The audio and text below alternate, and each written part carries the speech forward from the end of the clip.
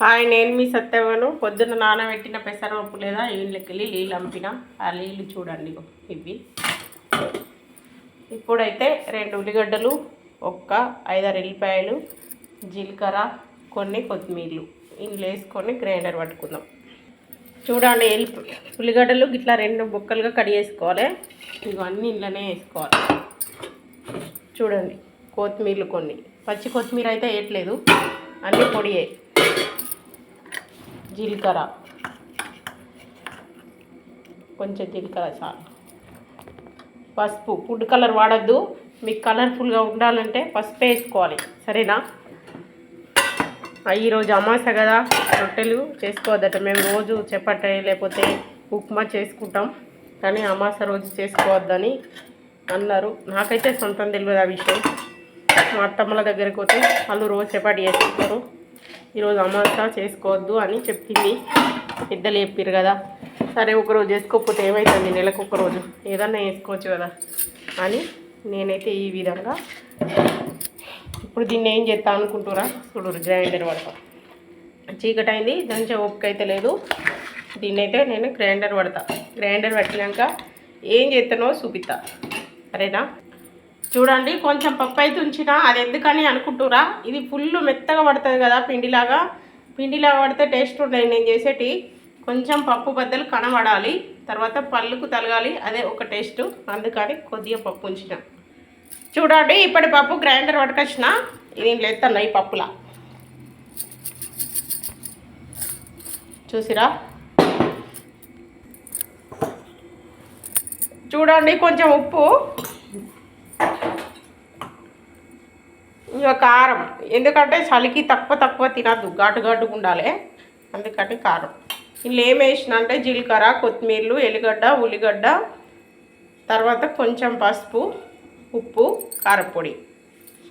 దీన్ని కలుపుదాం. చూడండి, దీన్ని అయితే మంచిగా కలుపుతున్నా. అడుగు పప్పు ఉన్నది కదా, పప్పు కూడా మిక్స్ కావాలి, చూసిరా?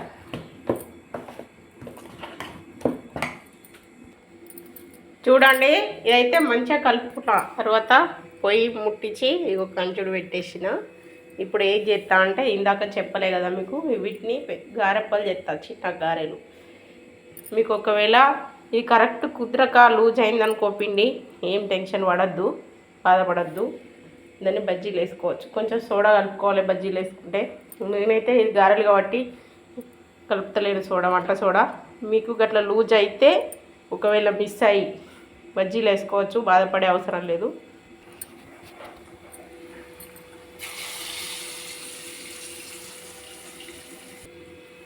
చూడండి, కాలనీ ఇవి పెసరపప్పు గారెలు, చూసిరా? ఇక చూడండి, కవర్ మీద పెట్టి ఇట్లా వేసుకోవాలి. మంచిగా అనిపిస్తలేవు, చూడండి.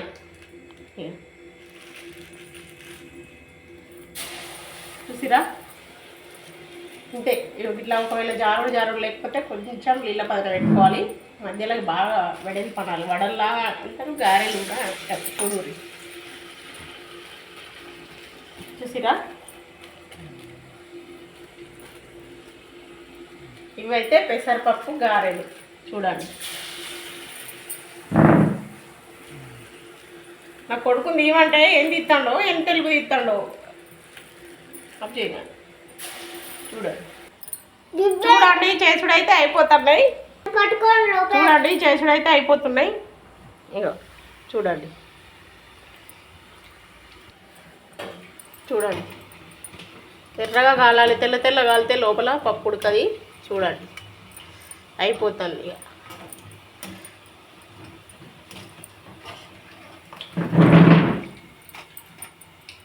సొంతం పెసరపప్పు గారెలు. ఇవి ఎట్లా అద్దుకొని తింటారు అనుకుంటురా? లేదండి, ఎందుకంటే ఈ రోజు నుండి షట్టి బందే కౌసు, నా సెంటిమెంట్ అది. చూడండి, ఇప్పుడు స్నానం చేసిన కదా, ఈరోజైతే కూరాడు దగ్గర పెట్టి మొక్కుతున్నా. చూడండి, చూసిరా? షట్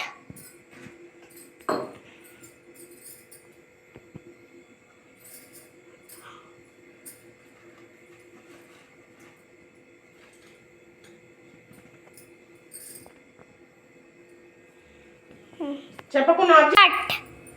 ఇగో చూడండి, ఇగో పప్పు గారెలు చేసిన. ఇక ఎట్లున్నాయి చూడండి, మరి అక్కడక్కడ పప్పు చూడు. ఎలా అద్దుకునే అవసరం లేదు. కారం, కొత్తిమీర, కొంచెం పసుపు, జీలకర్ర, ఉల్లిగడ్డ అన్నీ చేసిన వాటి కారం ఉంది. ఓన్లీ తిని ఫుల్ లిల్లాగి పడుకోవచ్చు. ఎలా అద్దుకునే అవసరం లేదు. ఒకవేళ అద్దుకోవాలనుకుంటే చికెన్ తినేటప్పుడు చికెన్ తీసుకొని చికెన్ వండుకొని ఇవి అద్దుకొని తినచ్చు. సరేనా? తిన్నా. మహేందర్ రెడ్డి పెయ్యాల యూట్యూబ్. నేను మీ సత్యవను. పెసరపప్పు గారెలు చేసి చూంచిన. మీకు నచ్చితే చేసుకోండి, నచ్చకపోతే వదిలేయండి.